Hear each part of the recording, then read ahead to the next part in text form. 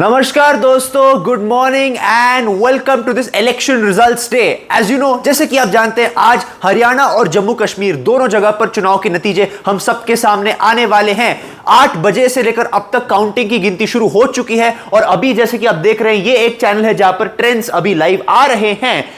अभी दोस्तों exit polls की अगर हम बात करें तो उसके मुताबिक हरियाणा में एक क्लीन स्वीप प्रोजेक्ट की जा रही थी कांग्रेस के लिए, यानी कि एक स्पष्ट बहुमत की सरकार बनने जा रही थी और जम्मू कश्मीर में बहुत ही टाइट यानी कि एक हंग असेंबली प्रोजेक्ट की जा रही थी और उसमें भी लेकिन एनसी कांग्रेस के गठबंधन को एक लीड मिलती हुई दिख रही थी। जब मैंने आज सुबह 8 बजे टीवी ऑन किया और तब से लेकर अब तक मैंने ये देखा तो शुरुआत में हरियाणा में एक लैंडस्लाइड विक्ट्री की ट्रेंड दिख रही थी कांग्रेस के फेवर में, लेकिन अभी फिलहाल दोस्तों मैं अब भी कहूंगा कि ये अर्ली लीड्स है। मेरे हिसाब से जितना मैं हरियाणा में था, लग रहा है कि ये क्लियर कांग्रेस एज है। लेकिन अभी फिलहाल अगर आप एक चैनल के ट्रेंड को आप देखेंगे तो यहां पर फिलहाल बीजेपी 47 सीट्स पे लीड कर रही है और कांग्रेस 38 सीट्स पर। सबसे ज्यादा इस नतीजों को देखकर अगर कोई हैरान है तो वो मैं हूं जो आपके सामने खड़ा हूं इस वक्त। हमें सिर्फ यह देखना है कि इस वक्त होता क्या है। और जम्मू कश्मीर में फिलहाल इस चैनल की अगर हम बात करें तो नेशनल कॉन्फ्रेंस और कांग्रेस का गठबंधन 47 सीट्स पे लीड कर रहा है और बीजेपी 31 सीट्स पर लीड कर रही है, यानी कि दोनों राज्यों में अभी के लीड्स के मुताबिक एक कांटे की टक्कर होती हुई दिख रही है दोस्तों।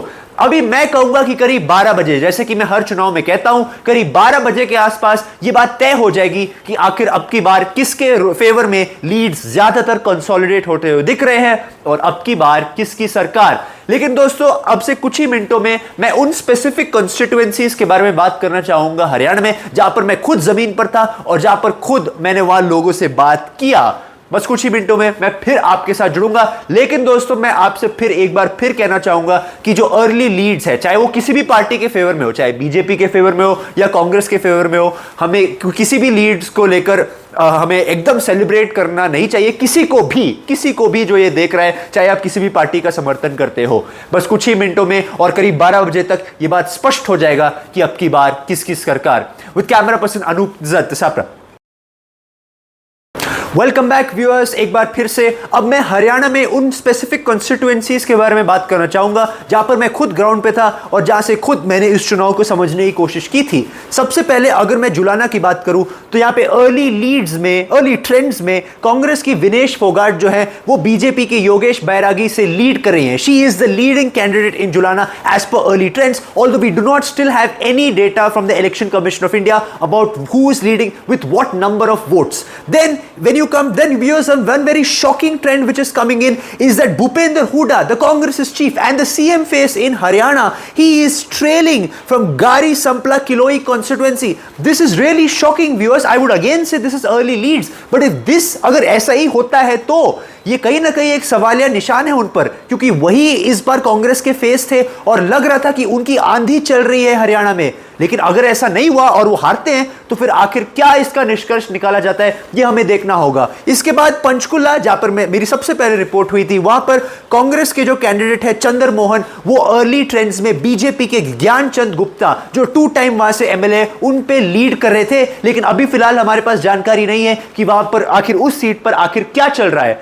फिर उसके बाद व्यूअर्स नायाब सिंह सैनी जो कि मार्च में बीजेपी ने उनको सीएम बनाया था हरियाणा का, वो फिलहाल लाडवा कॉन्स्टिट्यूएंसी से लीड कर रहे हैं कांग्रेस के मेवा सिंह के ऊपर। यानी कि नवाब सिंह सैनी दोस्तों, एक बात तो कही जा सकती है, अगर ये कांटे की टक्कर होती है इसका मतलब नायाब सिंह सैनी के खिलाफ उतनी नाराजगी नहीं थी जितना कुछ लोग कह रहे थे कि ओवरऑल बीजेपी सरकार के खिलाफ है, और कहीं ना कहीं उनकी छवि उतनी भी खराब नहीं थी पब्लिक में, ये तो यहां से दिख रहा है। उसके बाद अगर मैं नू की बात करूं, जो कि एक बहुत ही सेंसिटिव कॉन्स्टिट्यूएंसी था जहां पर पिछले साल दंगे हुए थे, वहां पे कांग्रेस के आफ्ताब अहमद जो है वो लीड कर रहे हैं। और शॉक करने वाली बात यह है कि आम आदमी पार्टी की राबिया किदवाई वहां पे लीड कर रही है। जी हां दोस्तों, वो नंबर 2 पार्टी है वहां पर, not the INLD, not BJP. It is Aam Aadmi Party which is at number 2 as per as the early leads in NU are concerned.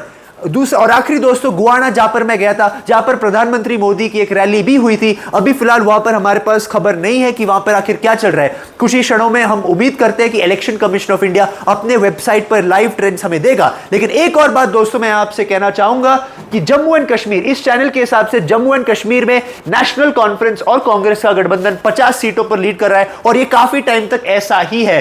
BJP सिर्फ 22 सीट पर लीड कर रही है, यानी कि जो बीजेपी ने जो बात की थी कि इस बार वो कहीं ना कहीं सिंगल लार्जेस्ट पार्टी बनेंगे और शायद इंडिपेंडेंस के साथ सरकार बनाएंगे, ऐसा होता हुआ लग नहीं रहा है। उनको बहुत आत्मचिंतन करना होगा यहां पर कि कहीं ना कहीं उनका जो नया कश्मीर, नया जम्मू एंड कश्मीर का जो वादा था, उसको जो उन्होंने प्रॉमिस किया था, उसको वहां की आवाम ने एक्सेप्ट नहीं किया है। लेकिन हरियाणा में दोस्तों अब भी मैं कह रहा हूं कांटे की टक्कर है, इसलिए it is very close to call, nobody can call it. I think even we'll have to again wait, I think till around 12 PM to get a clear picture.